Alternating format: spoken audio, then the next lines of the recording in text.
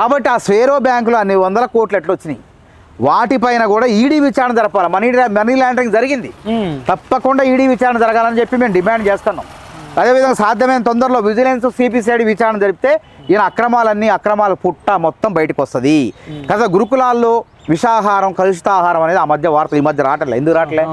అలుగు వర్షిని ఐఏఎస్ గారు, ఆమె ఓబీసీ ఉండి పాప పిల్లలకు, భోజన బిడ్డలకు, దళిత పిల్లలకు సేవ చేయాలి. ఆమె వస్తే ఆమె అక్రమాలు అందరినీ ఏరిపారేసింది. చెడ పురుగులు ఉన్నారు కదా, స్వేరోలు, ఈ అసిస్టెంట్ కేర్ టేకర్లు, కంప్యూటర్ ఆపరేటర్ మనుషులు మొత్తాన్ని ఏరిపారేసింది.